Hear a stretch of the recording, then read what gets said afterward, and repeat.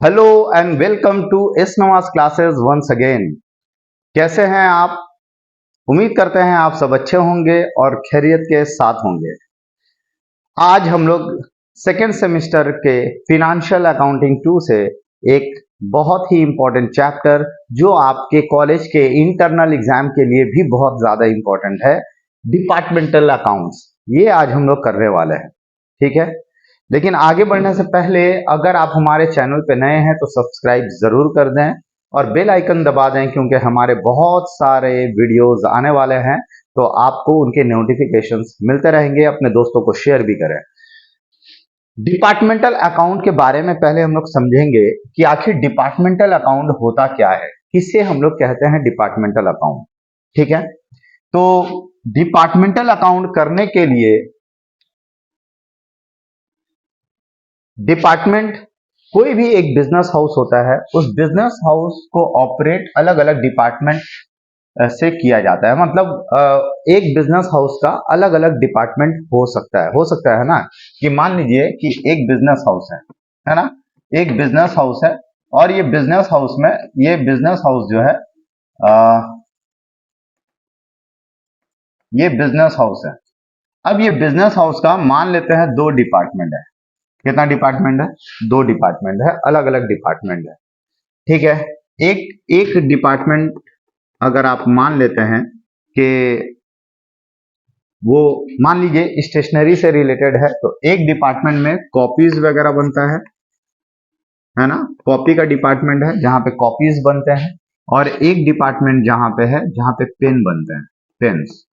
ठीक है, तो हमारा एक बिजनेस हाउस है। ये बिजनेस हाउस का मान लेते हैं दो डिपार्टमेंट है। एक डिपार्टमेंट जो है जो सिर्फ कॉपी वगैरह बनाता है, मतलब जो रजिस्टर में आप लिखते हैं, नोटबुक लिखते हैं, ये नोटबुक बनाता है। और एक डिपार्टमेंट जो है वो पेन बनाता है। मान लेते हैं इस डिपार्टमेंट का नाम है डिपार्टमेंट ए और एक डिपार्टमेंट है उसका नाम है डिपार्टमेंट बी। ये दो डिपार्टमेंट है, department A and department B. Department A जो कि कॉपी बनाता है और डिपार्टमेंट बी पेन बनाता है। इन सब के अलग अलग एक्सपेंसेस होंगे। सबसे पहले इनका अपना अपना एक रॉ मटेरियल होगा। क्या होगा? Raw material. तो इस डिपार्टमेंट का अलग रॉ मटेरियल लगेगा। मान लेते हैं इसका रॉ मटेरियल 100 लगा, इसका रॉ मटेरियल मान लेते हैं 50 लगा। ठीक है, डायरेक्ट लेबर भी हो सकता है, तो डायरेक्ट लेबर भी जो है ना, इसका कॉपी बनाने के हिसाब से डायरेक्ट लेबर अलग होगा, इसके लेबर्स अलग होंगे, लेबर्स के रेट अलग होंगे। तो उसके हिसाब से कॉपी वाले डिपार्टमेंट का लेबर मान लेते हैं 80 लगा, और पेन वाले डिपार्टमेंट का लेबर जो है मान लेते हैं वो 50 रुपया लगा। ठीक है, अदर डायरेक्ट एक्सपेंस भी कुछ हो सकता है। डायरेक्ट एक्सपेंस का मतलब जो प्रोडक्शन से डायरेक्टली रिलेटेड है, जो प्रोडक्शन से डायरेक्टली रिलेटेड होता है उसे हम लोग डायरेक्ट एक्सपेंस कहते हैं। तो डायरेक्ट एक्सपेंस मान लेते हैं इसका 20 है कॉपी बनाने में, और इसमें जो है इसमें 10 रुपया डायरेक्ट एक्सपेंसेस है। तो हम लोगों ने ये अब तक देखा कि ये जितना भी एक्सपेंसेस है जो आप देख पा रहे हो, ये डायरेक्टली एलोकेबल है ना, ये किसी रेशियो पे एलोकेट नहीं हुआ, बटा नहीं है। मतलब पेन जो बनेगा उसके ऊपर रॉ मटेरियल एक अलग तरह का यूज होगा, तो हम लोग पहचान सकते हैं रॉ मटेरियल से कि हाँ ये रॉ मटेरियल पेन के लिए आया। लेबर को भी हम लोग चेहरे से पहचान सकते हैं कि हाँ ये लेबर पेन बना सकता है, वो कॉपी नहीं बना सकता है। तो लेबर का भी खर्चा डायरेक्टली हम लोग बांट सकते हैं, मतलब ये बटा हुआ एक्सपेंसेस है। ठीक है, डायरेक्ट एक्सपेंसेस जो भी पेन डिपार्टमेंट का होगा वो पेन में लगेगा, और जो कॉपी के डिपार्टमेंट से रिलेटेड होगा वो कॉपी में बटेगा, कॉपी में जाएगा। तो ये डिपार्टमेंट, ये जो सारे खर्च होते हैं, इन सारे खर्च को बोलते हैं डायरेक्ट एक्सपेंस। क्या कहते हैं हम लोग इसे? जी हाँ, इसे हम लोग कहते हैं डायरेक्ट एक्सपेंस। जी बिल्कुल सही कहा आपने, डायरेक्ट एक्सपेंस। डायरेक्ट एक्सपेंस वो होता है जो डायरेक्टली प्रोडक्ट जो हमारा है उस प्रोडक्ट के अकॉर्डिंगली ये डायरेक्टली बटा हुआ है। इससे इसे बांटने की जरूरत पड़ती नहीं है, ये ऑलरेडी बटा हुआ है ना। इतना दूर समझ में आया। लेकिन कुछ ऐसे एक्सपेंसेस होता है ना इस बिजनेस डिपार्टमेंट के, मतलब ये बिजनेस हाउस के जिसमें दो डिपार्टमेंट है, एक डिपार्टमेंट ए और एक डिपार्टमेंट बी। इन डिपार्टमेंट्स का जो खर्च है कुछ ऐसा खर्च कॉमन एक्सपेंसेस होगा। क्या होगा? कॉमन, मतलब वो ए और बी दोनों के लिए। मान लीजिए ये डिपार्टमेंट का रेंट देना है। क्या देना है? इस डिपार्टमेंट का क्या देना है? रेंट। इसी डिपार्टमेंट के लिए हमें कुछ सैलरीज, स्टाफ जो है उन स्टाफ को सैलरीज देना है, ठीक है। उसी तरीके से सेल्स जो सेलिंग ओवरहेड है, कुछ सेलिंग ओवरहेड का खर्च हमें देना है। मान लो कि हमें इंटरेस्ट देना है, इंटरेस्ट, ये कुछ ऐसे एक्सपेंसेस है ना, इन एक्सपेंसेस को हम लोग कहेंगे इनडायरेक्ट एक्सपेंस। क्या कहेंगे? Indirect expense. इनडायरेक्ट एक्सपेंस का मतलब क्या? आप रेंट को ऐसा बोलोगे कि ये जो रेंट पेमेंट किया गया है वो सिर्फ कॉपी के लिए है, आप बोल सकते हो, या ये रेंट सिर्फ पेन के लिए है? नहीं, ये जो रेंट पेमेंट किया गया है ये एज अ होल, ये पूरे बिजनेस हाउस के लिए पेमेंट किया गया है। और जो भी पेमेंट हम किए हैं, और इस बिजनेस हाउस में दो डिपार्टमेंट्स हैं, एक डिपार्टमेंट ए और एक डिपार्टमेंट बी। ये दोनों ही डिपार्टमेंट का खर्च जो है वो बटा हुआ है दोनों तरफ। तो इसका मतलब ये डायरेक्ट एक्सपेंस जो बटा हुआ है, और जो बटा हुआ नहीं है वो हो गया इनडायरेक्ट एक्सपेंस। जो बटा हुआ नहीं है वो क्या हो गया? इनडायरेक्ट एक्सपेंस हो गया। क्लियर है? समझ पा रहे हो आप?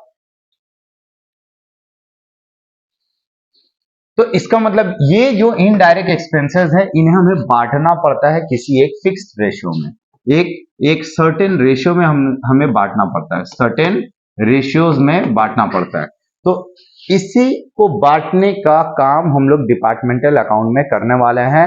मतलब आप जब सेकेंड सेमेस्टर में थे तो उस वक्त आप लोगों ने एक चैप्टर किया था ओवरहेड, उसमें हम लोगों ने ओवरहेड वाले चैप्टर में एलोकेशन वाला सम्स किया था ना, जिसमें खर्च को हम लोग अलग अलग डिपार्टमेंट में बांट रहे थे। बिल्कुल उसी तरीके से यहाँ पे भी जो भी अनएलोकेटेड एक्सपेंस होगा, जो भी एक्सपेंस बटा हुआ नहीं है, उन सारे एक्सपेंसेस को हम लोग बांटने वाले हैं। जो डायरेक्ट एक्सपेंस होता है ना, ये डायरेक्ट ऑलरेडी वो बटा हुआ रहता है, लेकिन कौन सा नहीं बटा रहता है? जो इनडायरेक्ट एक्सपेंस है ये बटा हुआ नहीं है, इसे हम लोगों को एक कॉमन रेशियो में बांटना पड़ता है। तो ये कॉमन रेशियोज क्या है जिसमें हमें बांटना पड़ता है? वो कौन सा लॉजिक है जिससे हम लोग ये बांटते हैं? देखिए, ये लॉजिक यहाँ पे दिया गया है।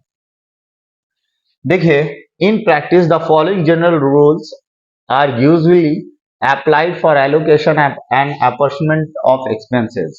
Expenses directly related to particular department should be charged to that department.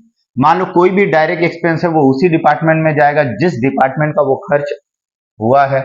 Example के तौर पे एक एम्प्लॉय जो पर्टिकुलर डिपार्टमेंट में काम करता है, या बैड डेट, एक पर्टिकुलर डिपार्टमेंट का बैड डेट अगर हुआ है तो उसी डिपार्टमेंट में चार्ज होगा, वो दूसरे डिपार्टमेंट में नहीं जाएगा, है ना। Expenses which have a direct bearing with the sale, जो सेल के ऊपर डिपेंड करता है, ऐसा खर्च जो कि सेल के ऊपर डिपेंड करता है, जैसे सेलिंग कमीशन, है ना। तो जो सेल के ऊपर होगा should be apportion on the basis of net sales, वो नेट सेल्स के ऊपर डिवाइड किया जाएगा। वो खर्च जो सेल के ऊपर डिपेंड करता है वो सेल के ऊपर, वो एक्सपेंस जो परचेस के ऊपर डिपेंड करता है वो परचेस के रेशियो पे जाएगा, दोनों डिपार्टमेंट के परचेस के रेशियो पे जाएगा, है ना। तो for example advertisement should be apportion on the basis of department sales, advertisement का भी खर्चा सेल के ऊपर डिपेंड करेगा, कौन से डिपार्टमेंट ज्यादा सेल कर रहा है एडवर्टीजमेंट का खर्चा वो बांट दिया जाएगा। तो उसी तरीके से बहुत ऐसा अदर बिजनेस एक्सपेंस जैसे कि rent, rates, lighting, heating, depreciation, insurance, ये सारा चीज अपॉर्शन होगा मोस्ट लॉजिकल बेसिस में। कैसे लॉजिकल बेसिस में अपॉर्शन होगा? The nature of expenses and nature of business will determine the basis of apportionment of expenses. Business का नेचर क्या है, खर्च का नेचर क्या है, ये नेचर के ऊपर मोस्ट लॉजिकल वे में आपका लॉजिक क्या कहता है, उस लॉजिक के बेस के ऊपर इन सारे अनअपॉर्शन्ड एक्सपेंसेस को बांट दिया जाएगा। क्लियर? तो कुछ ऐसा एग्जाम्पल यहाँ पे दिया गया है, कुछ ऐसा एग्जाम्पल, वो क्या क्या है आप देख लीजिए। क्या क्या है एक्सपेंसेस? जैसे कि ट्रैवलिंग है, सेल्समैन सैलरी है, कमीशन है, सेलिंग एक्सपेंस है, आफ्टर सेल सर्विस है। ये देखो सारा सेल से रिलेटेड खर्च है ना। डिस्काउंट अलाउड अपने कस्टमर को देते हैं, बेचने के बाद ही ना कस्टमर बनता है। फ्रेट आउटवर्ड मतलब कैरेज आउटवर्ड, ये कैरेज ऑन सेल भी कहते हैं इसे हम लोग, कैरेज आउटवर्ड या freight outward. Provision for discount on debtor, provision for discount on debtor, ये सारा एक्सपेंसेस किसके ऊपर जाएगा? सेल्स के ऊपर जाएगा। Is that clear? Rent, rate, taxes हो गया, एयर कंडीशनिंग एक्सपेंस हो गया, हीटिंग का खर्चा हो गया। तो देखो ये सारा किसके ऊपर जाएगा? Floor space. रेंट फ्लोर के एरिया पे जा सकता है, रेट एंड टैक्सेस भी जो है ना फ्लोर स्पेस पे जा सकता है, एयर कंडीशनिंग एक्सपेंस या हीटिंग चेम्बर होता है, तो कितना ज्यादा एरिया है ना एयर कंडीशनिंग का है, तो जो डिपार्टमेंट जितना एरिया कवर कर रहा है एयर कंडीशनिंग या हीटिंग का खर्चा उसी में जाएगा। इसके अलावा लाइट पॉइंट्स पे जाएगा, इंश्योरेंस ऑफ स्टॉक के वैल्यू पे जाएगा, इंश्योरेंस ऑफ बिल्डिंग के एरिया के ऊपर जाएगा, कौन सा डिपार्टमेंट कितना एरिया कवर कर रहा है उसके हिसाब से जाएगा। Insurance of plant and machinery, value of plant and machinery पे group insurance premium, group insurance किसका होता है, लेबर का, तो of course number of employ पे जाएगा। देखो नंबर ऑफ एम्प्लॉयज है, अगर नंबर ऑफ एम्प्लॉयज नहीं दिया तो डायरेक्ट वेजेस पे जाएगा। ठीक है। पावर, पावर जिससे हेवी मशीनरीज चलते हैं, तो हेवी मशीनरीज पावर से चलता है, हॉर्स पावर या horse power into hours work पे जाएगा।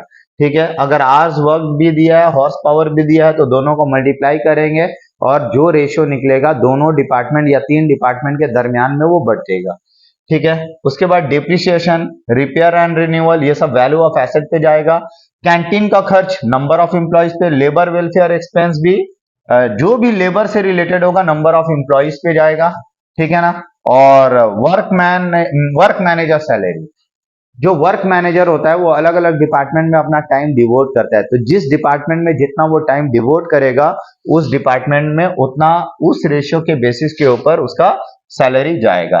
कैरेज इनवर्ड, मतलब भाड़ा ऐसा लग रहा है जो कैरेज इनवर्ड है, परचेज ऑफ इस डिपार्टमेंट के ऊपर जाएगा। तो ये सारा कुछ ऐसा लॉजिकल बेसिस है जिसके ऊपर हम लोग अनएलोकेटेड एक्सपेंसेस को बांट सकते हैं। उम्मीद करते हैं ये समझ में आया होगा। अब देखिए कि there are certain type of expenses most being of a financial nature which can not be apportioned. कुछ ऐसा एक्सपेंसेस जो फाइनेंशियल नेचर का होता है, which can not be apportioned, जो डायरेक्टली किसी भी बेसिस पे आप बांट नहीं सकते हो, है ना। वो क्या होता है, एग्जाम्पल जैसे loss on sale of investment, investment हमने बेचा उस पर लॉस हो गया, या हमने एसेट बेचा उस पर लॉस हो गया, या एसेट हमारा डैमेज हो गया, है ना, या और भी कोई भी इंटरेस्ट ऑन बैंक लोन हो गया। There are also some purely financial income, कुछ ऐसा financial income purely financial income होता है जैसे इंटरेस्ट रिसीव्ड वगैरह हो गया, can not be suitably apportion among different department, वो अलग अलग डिपार्टमेंट में आप बांट ही नहीं सकते हो, कोई लॉजिकल वे पे आप नहीं बांट सकते हो। जो भी फिनेंशियल एक्सपेंसेस फिनेंशियल इनकम होता है किसी पर्टिकुलर कोई भी बेसिस पे आप नहीं बांट सकते हो, तो वो कहाँ चला जाएगा, है ना। To ascertain the total profit of the business as a whole, profit from the department should be added. अच्छा, purely income which can not be suitably apportion among different department, तो ये डायरेक्टली बट नहीं सकता है ना, तो उसको हम लोग general profit and loss account में लेंगे। कहाँ लेंगे, general profit and loss account में। इसके अलावा to ascertain the total profit of the business as a whole, profit from the department should be added if department suffer a loss, अगर किसी department में लॉस हो जाता है तो it should be deducted from the whole profit of the other department. अगर किसी department में लॉस हो जाता है तो वो दूसरे डिपार्टमेंट के प्रॉफिट से उस लॉस को कंपेंसेट किया जाएगा। This figure should be brought down in one total and all expenses should be deducted from that figure to arrive at the net profit. Net profit निकालने के लिए जो भी अनअपॉर्शन्ड एक्सपेंसेस है, जो प्योरली फिनेंशियल इनकम या purely financial expense nature का होगा, उसे हम लोग डिपार्टमेंटल प्रॉफिट निकालने के बाद तब हम लोग जनरल पीएल में कैसे करेंगे, ये हम लोग सम्स में बताएंगे, तब ज्यादा आपका क्लियर होगा। तो सम्स हम लोग करते हैं, बढ़िया सा सम्स, एक खूबसूरत सा सम्स हम लोग लेते हैं जो कि आपको भी अच्छा लगेगा, है ना, कि हाँ भाई ये सम्स हमने बनाया, थोड़ा कॉन्फिडेंस आएगा, आप लोग कॉलेज के इंटरनल एग्जाम्स में भी आप लोग कर पाओगे। ठीक है ना। तो चलो, ये हमारा रहा पहला सम्स।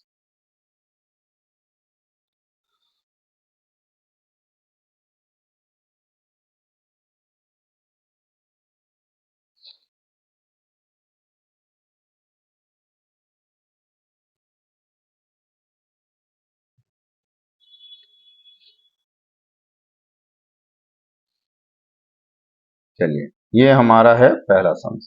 ठीक है।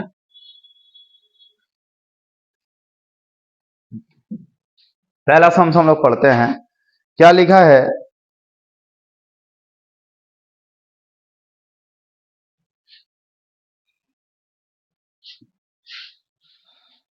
The following balance as on 31 December 2000 have been extracted। From the book of Messrs Z and company which has two department, जिसके पास दो डिपार्टमेंट है, एक डिपार्टमेंट ए और एक डिपार्टमेंट बी, ये दो डिपार्टमेंट है ना। और opening stock as on 1/1/2000, opening stock दिया हुआ है, परचेज है, purchase return, sales return, wages, ये सारे डिपार्टमेंट का अलग अलग करके दिया हुआ है। तो जो डायरेक्ट एक्सपेंसेस मैंने कहा था वो ऑलरेडी दोनों डिपार्टमेंट का अलग अलग होगा, क्योंकि दोनों का नेचर अलग होता है, दोनों के एक्सपेंसेस के नेचर अलग होते हैं, इसलिए ये हमेशा बांट कर दे देगा, हमेशा बांट कर देगा, ठीक है। तो लेकिन general expenses, common expenses, unallocated expense, जो एक्सपेंस बांटा नहीं गया, अनएलोकेटेड का मतलब वो एक्सपेंसेस जो बांटा नहीं गया है, सन्ड्री डेटर 1,90,000 का है, क्रेडिटर इतना का है, ये सारा ना डेटर क्रेडिटर ये सब एसेट एंड लाइबिलिटीज भी दिया है, प्लांट एंड मशीनरी है, लीज होल्ड है, बिल्डिंग है, फर्नीचर है, ऑफिस एंड सेलिंग एक्सपेंस, देखो यहाँ एक्सपेंस आ गया, क्या है, ऑफिस एंड सेलिंग एक्सपेंस। तो ऑफिस एंड सेलिंग एक्सपेंस आप कैसे बांटोगे दोनों डिपार्टमेंट में, ये तो कॉमन एक्सपेंस है ना। तो अब आपको देखना पड़ेगा कि ये जो अनएलोकेटेड एक्सपेंस है, जो बांटा हुआ नहीं है, ए और बी दोनों डिपार्टमेंट में बांटा हुआ नहीं है, हम लोग बांटेंगे कैसे, ऑफिस एंड सेलिंग एक्सपेंस कैसे बांटेंगे हम लोग आगे देखेंगे। कैश इन हैंड है, कैश एट बैंक है और कैपिटल है। आगे दिया हुआ plant and machinery to be depreciated by 10%। तो देखिए प्लांट एंड मशीनरी के ऊपर जो डेप्रिसिएशन निकालेंगे, तो 2,40,000 के ऊपर 10% निकालेंगे, 24,000 आएगा। लेकिन कौन से डिपार्टमेंट के लिए, ए के लिए है या बी के लिए, आप कैसे पता करोगे। तो इसका मतलब हम लोग किस में जाएंगे, हम लोग मोस्ट लॉजिकल वे में जाएंगे। अब तक तो हमें पता नहीं चला है, यहाँ प्लांट एंड मशीनरी एक जगह दिया है, तो एक जगह दिया है तो हम बांटे तो बांटे कैसे, अगर प्लांट एंड मशीनरी अलग अलग देता, डिपार्टमेंट ए में प्लांट कितना है और डिपार्टमेंट बी में प्लांट कितना है, दोनों डिपार्टमेंट का अगर अलग होता, तब हम लोग आसानी से दोनों डिपार्टमेंट के ऊपर हम लोग निकाल सकते थे, लेकिन अभी हम लोग नहीं निकाल सकते हैं, ठीक है। So plant and machinery is to be depreciated by 10%, building by 2%, furniture and fitting by 5%, leasehold are to be written off by 8,000। Stock on hand as on 31/12/2000 department A, तो देखो जैसे स्टॉक दिया हुआ है 31/12/2000 का, क्लोजिंग स्टॉक डिपार्टमेंट ए का अलग, department B का अलग।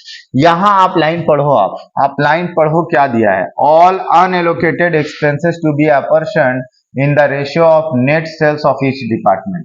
ये जो लाइन दिया है आप गौर करो इस लाइन को, कि सारा अनएलोकेटेड एक्सपेंस, जो एक्सपेंस अनएलोकेटेड है जिसे बांटा नहीं गया है, are to be apportion in the ratio of net sales, net sales के रेशियो में बटेगा, ठीक है। Prepare in columnar form the trading and profit and loss account, आपको कॉलमनर फॉर्म में trading and profit and loss बनाना होगा, two department and balance sheet of the combined business, और जो कंबाइंड बिजनेस है उसका बैलेंस शीट आपको बनाना है। तो चलिए आइए हम लोग सम्स करते हैं, ये क्वेश्चन हम लोग कर लेते हैं कॉपी, इससे सम्स बनाने में होगा आसानी। और क्वेश्चन का मेन हिस्सा है डिपार्टमेंट ए बी,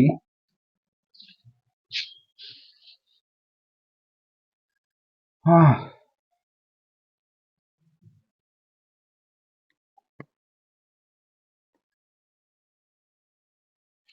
तो ये हमारा क्वेश्चन, हम लोग यहाँ पे प्रोफोमा ड्रॉ करेंगे। देखिए दो डिपार्टमेंट है, एक डिपार्टमेंट ए, डिपार्टमेंट बी, और दोनों को मिला के एक टोटल का कॉलम करेंगे हम लोग, ठीक है ना।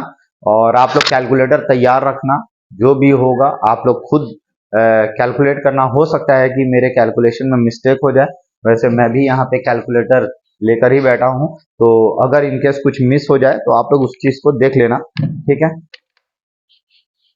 देखिए तीन कॉलम करने वाले हैं, डिपार्टमेंट ए बी और टोटल के लिए, और हमें बनाना क्या है, trading and profit and loss account. आप फाइनल अकाउंट बनाते थे ना जैसा, बिल्कुल उसी तरीके से हम लोग फाइनल अकाउंट ही बनाने वाले हैं, ठीक है।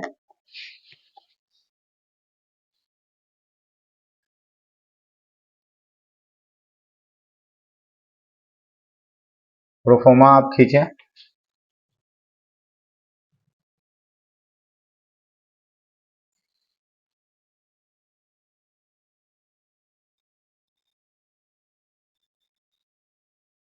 एक दो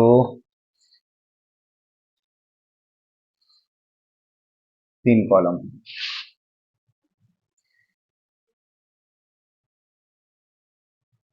एक,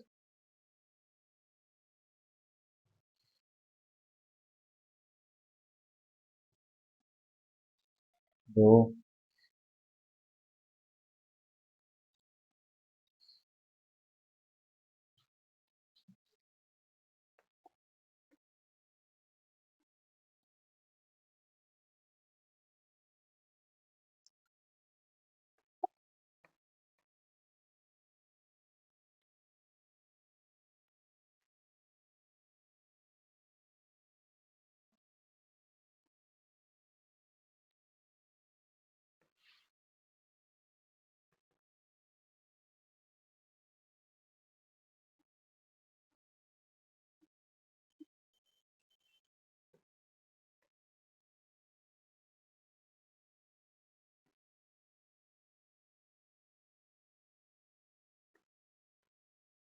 चलिए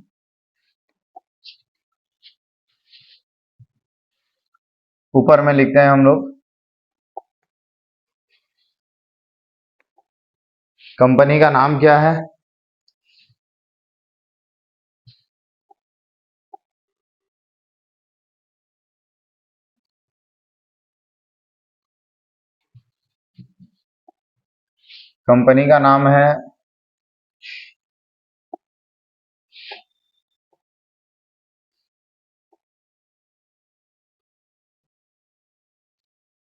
कंपनी का नाम है मेसर्स जेड एंड कंपनी, और डेट क्या है? 31/12/2000।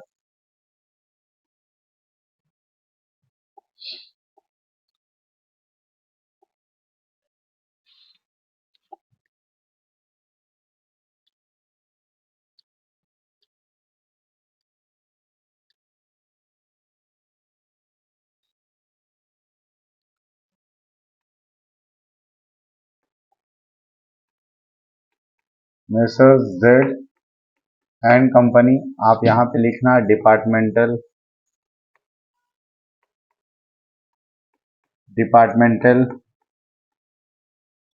ट्रेडिंग एंड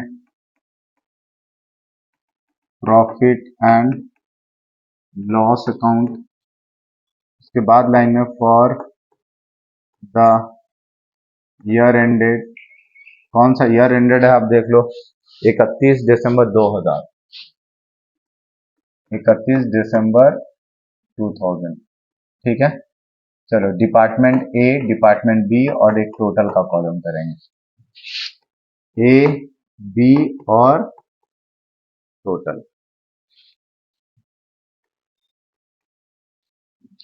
डेबिट क्रेडिट, तो हम लोग सम्स करते हैं। देखो सबसे पहले हमारे पास ओपनिंग स्टॉक है 25,000, 20,000, ठीक है। टू ओपनिंग स्टॉक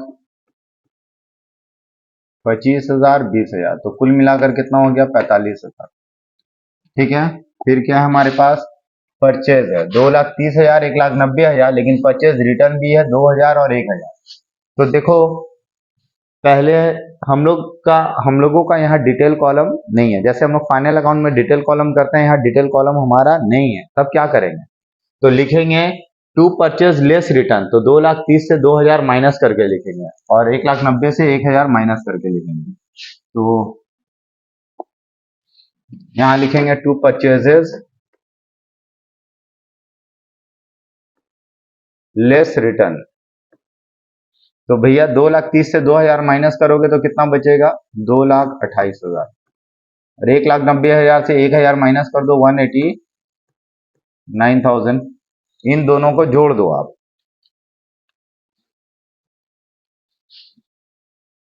इन दोनों को जोड़ दो, 2,28,000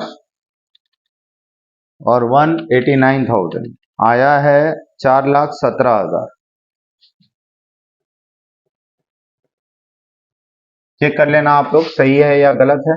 टू, उसके बाद खर्च देखेंगे क्या है। परचेज हो गया सेल्स, सेल्स जो है ना 6,33,000 और 492, तो 6,33,000 से तीन, देखो सेल्स रिटर्न है तो सेल्स रिटर्न लेस करके लिखेंगे, यहां लिखेंगे by sales less return, less return, return less करके आपको बोलना है। तो कितना था भाई, देखो 6,33,000 से 3 गया, कितना बचा 6,30,000। और दूसरा डिपार्टमेंट का कितना था, 492 से 2 गया 4,90,000, 4,90,000। दोनों को जोड़ देते हैं, 6,30,000 प्लस 4,90,000, 11,20,000।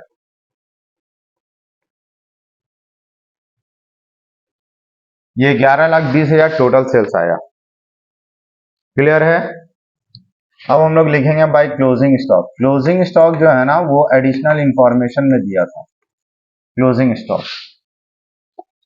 देखिए, क्लोजिंग स्टॉक हमारा कितना है, नीचे दिया था ना, stock as on closing stock department A का 26,000 और बी का है 24, 24।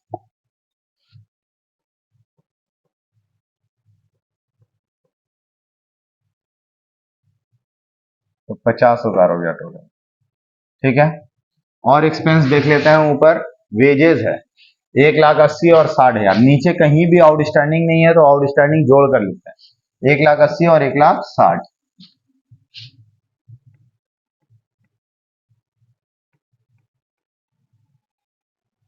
तो वेजेस, तो इन दोनों को जोड़ देते हैं, 1,80,000 प्लस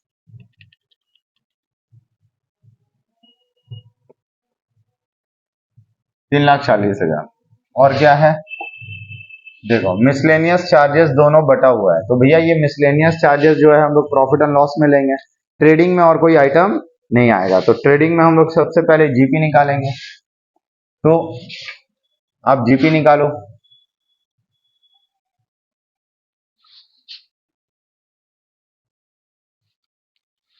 6,30,000 और 26, 6,56,000।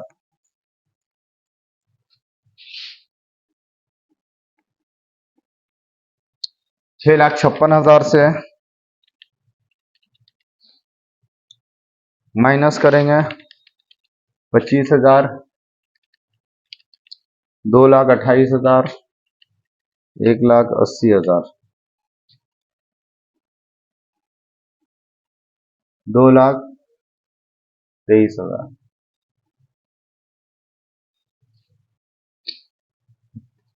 तो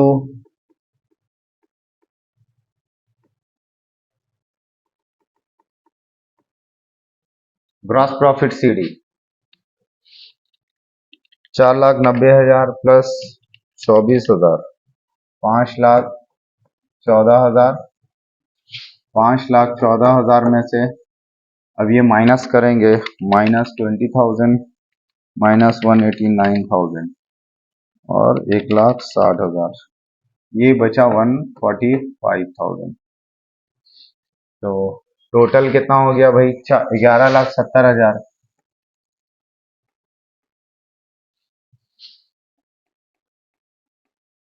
11,70,000 से सब माइनस करके देखो क्या इतना ही आ रहा है, 3,68,000। 11,70,000 माइनस 45,000 माइनस 4,00,000, 4,17,000, 3,40,000, 368,000 मतलब करेक्ट है हमारा। तो ये हमारा जीपी सीडी आया। इस जीपी को हम लोग अगले हिस्से में बीडी करेंगे बाई जीपी बीडी। हमारा जीपी बीडी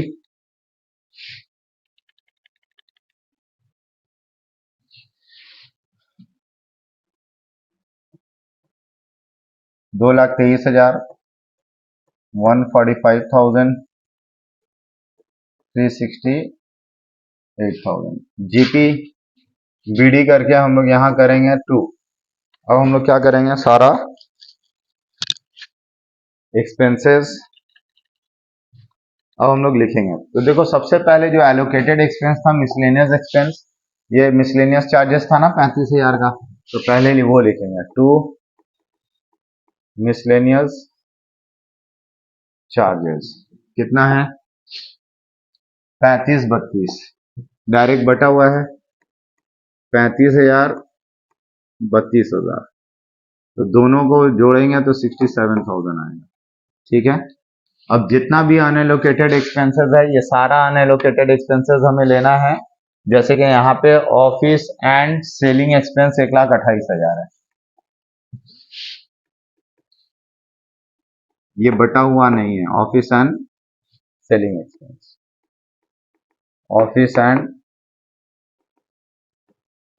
सेलिंग एक्सपेंस, ठीक है, 1,28,000 है, ये बटा हुआ नहीं है, इसे हम लोग को बांटना होगा। और हमें सम्स में बोल दिया था कि सारा सेल्स रेशियो में बटेगा।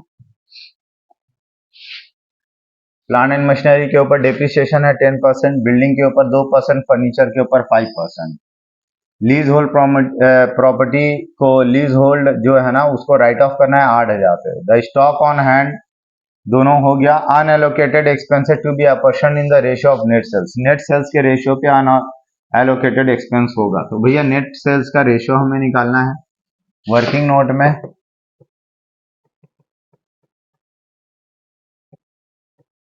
Ratio of net sales, net sales का रेशियो एक हो गया 6,30,000 इस्टू 4,90,000, है ना। 4040 आप हटा दो, 7,963, 7,749, रेशियो आया 9:7। तो जितना भी अनएलोकेटेड एक्सपेंस होगा वो 9:7 के रेशियो में आपको बांट देना है। तो सबसे पहले ऑफिस एक्सपेंस भी 9:7 के रेशियो में बांटना है। तो 128,000 को 9 7 16 16 से डिवाइड करना है और इनटू कर देना है आपको 9 से। 72,000,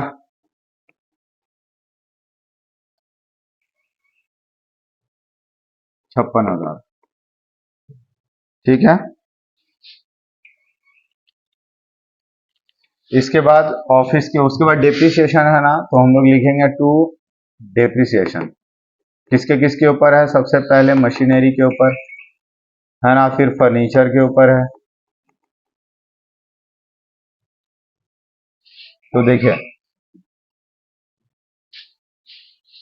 प्लांट एंड मशीनरी 10% से होगा, तो 2,40,000 का 10% कितना होगा भाई।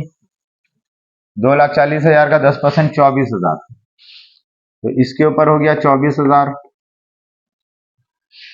इसके अलावा बोल रहा है बिल्डिंग के ऊपर 2%, फर्नीचर के ऊपर 5%। फर्नीचर आप देखो कितना है, फर्नीचर है 48,000 का 5%, कितना होगा 48,000 का 5%, 2400। तो इसके ऊपर हो गया 2400 और बिल्डिंग के ऊपर 2% है, बिल्डिंग के ऊपर 2%। बिल्डिंग देखो कितना है, बिल्डिंग है हमारा कितना, 1,20,000 रुपया, 2% होगा, इसका भी 2400 ही होगा। तो अब इन्हें हम लोग को 9:7, 9 7 16 16 मतलब डिवाइड करोगे 1.5 9 13,500 और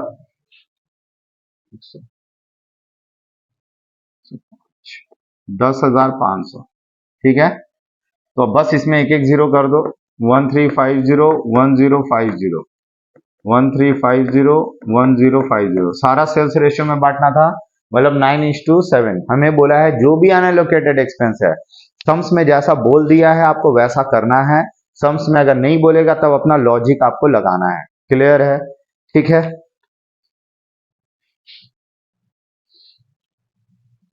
इसके बाद और क्या खर्च है भाई। ये हमने ले लिया, ये हमने ले लिया, ये लिया। लीज होल्ड राइट ऑफ करना है 8,000 से। Leasehold to leasehold return out, leasehold को राइट ऑफ करना है, ठीक है।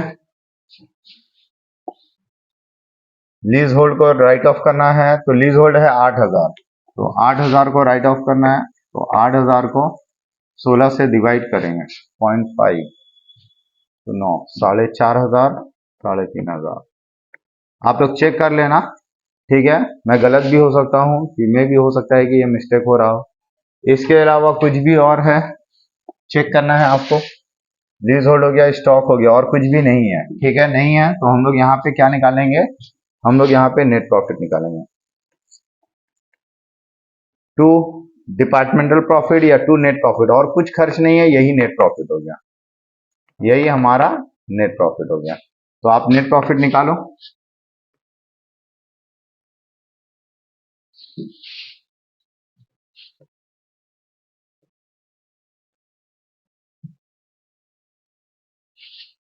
दो लाख 23,000 से ये सारा एक्सपेंसेस आप माइनस कर दो। 2,23,000 से माइनस 35,000, 72,000, 13,500, 1350,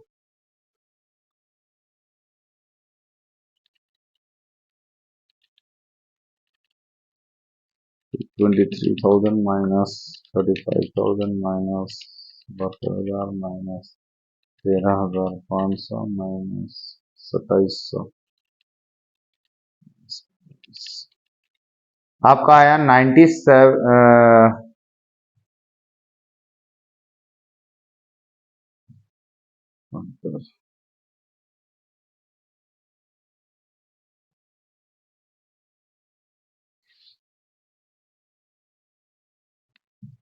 देखो ये कितना आया भाई, 30।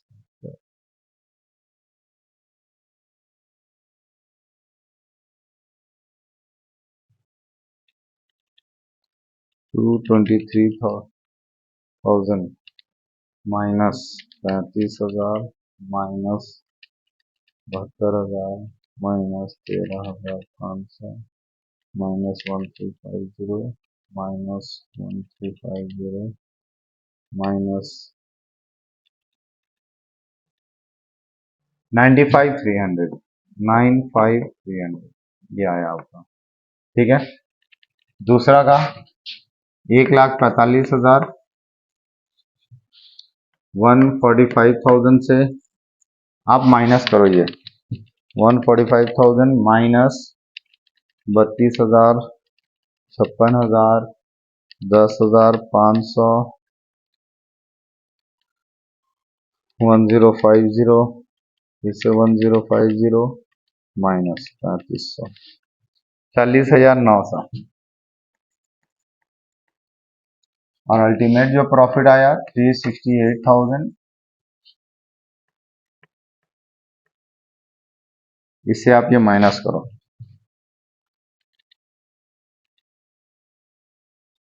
मतलब आपका 95,300 प्लस आपका 136,200, ये आपका नेट प्रॉफिट आ गया। तो ये तो बना भैया आपका नेट प्रॉफिट, मतलब trading and profit and loss account. अब आपको बैलेंस शीट कैसे बनाना है? बैलेंस शीट वैसा ही है जैसे हम लोग नॉर्मल फाइनल अकाउंट का करते हैं। आप लोग क्लास 11 में जो फाइनल अकाउंट जैसा आप लोगों ने सीखा था, फर्स्ट सेमेस्टर में भी आप लोगों ने जैसे सीखा था, आपको फाइनल अकाउंट का प्रोफॉर्मा आपको पता है, बस आपको बैलेंस शीट आपको उस तरीके से बनाना है। ठीक है, बैलेंस शीट, इसका बैलेंस शीट आप बना लोगे क्या? चलो मैं बना देता हूँ बैलेंस शीट आपको। ये आपका बैलेंस शीट है। ठीक है, डिटेल अमाउंट लिखेंगे। सबसे पहले हमारा बिल्डिंग लिखेंगे। बिल्डिंग थोड़ा फास्ट हम लोग जाएंगे। बिल्डिंग है 1,20,000 था, 1,20,000, उसमें ये हमारा बैलेंस शीट है। ठीक है ना, लेस हम लोगों ने डेप्रिसिएशन 2% किया था 2,400, तो 1,17,600 आया। ठीक है, तो बिल्डिंग है। प्लांट एंड मशीनरी था हमारा, तो प्लांट एंड मशीनरी हमारा कितना था? 2,40,000, लेस डेप्रिसिएशन करेंगे हम लोग, 10% था 2,400, 237,600 आया। उसी तरीके से हमारा फर्नीचर एंड फिटिंग था। फर्नीचर एंड फिटिंग हमारा कितना था? 48, लेस डेप्रिसिएशन 2,400 डेप्रिसिएशन भी था, है ना, 45,600 बचेगा। उसी तरीके से क्लोजिंग स्टॉक क्लोजिंग स्टॉक, तो भैया जी क्लोजिंग स्टॉक जो था ना, हम लोगों ने लिया था ना यहाँ पे क्रेडिट साइड में 26 और 24, 26 और 24। तो डिपार्टमेंट ए और डिपार्टमेंट बी 26,000 और 24,000 हो गया 50,000 का क्लोजिंग स्टॉक। क्लोजिंग स्टॉक के बाद जो था डेटर था, डेटर जैसा गिवन है, कुछ करना नहीं है, सम्स में डेटर जितना गिवन है, डेटर है 1,90,000, तो हम लोग लिखेंगे 1,90,000। ठीक है, उसके बाद क्या है, लीज होल्ड है, लीज होल्ड, अच्छा लीज होल्ड छूट गया, लीज होल्ड कितना का है, तो लीज होल्ड जो है ना वो आपका 80,000 का है। उससे आप क्या करोगे, लेस रिटर्न ऑफ, आपने राइट ऑफ किया 8,000, राइट ऑफ करने के बाद 72,000 रुपया आप यहां पे लिख देना। कैश इन हैंड 8,000 गिवन है,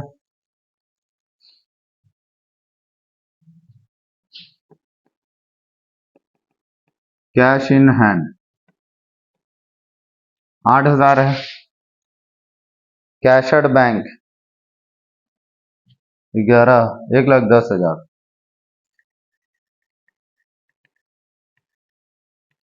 1,10,000। लाइबिलिटी साइड में हमारे पास कैपिटल है,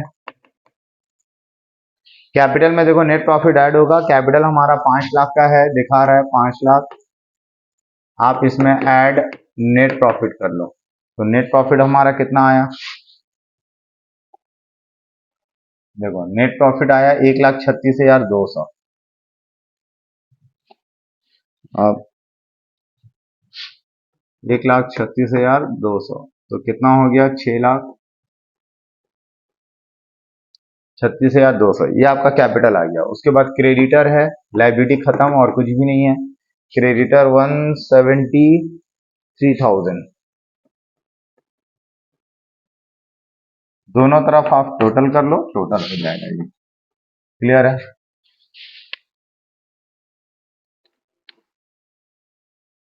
उम्मीद करते हैं आपको इतना समझ में आया होगा डिपार्टमेंटल अकाउंट, ठीक है ना। तो डिपार्टमेंटल अकाउंट बस आज के लिए इतना ही रखते हैं, इंशाल्लाह नेक्स्ट क्लास में हम लोग 2 सम्स करेंगे डिपार्टमेंटल अकाउंट का। ये बेसिक कंसेप्ट आपको बताना था कि बेसिक कंसेप्ट आपको समझ में आ जाए। नेक्स्ट जो 2 सम्स जो बताने वाले हैं वो आपके एग्जामिनेशन पॉइंट ऑफ व्यू से बहुत ज्यादा इंपॉर्टेंट होगा, तो आप देखते रहें हमारे चैनल। अगर अच्छा लगा हो वीडियो तो आप जरूर लाइक करें, लाइक करके शेयर जरूर करें। मिलते हैं हम लोग नेक्स्ट क्लास में, तब तक के लिए गुड बाय।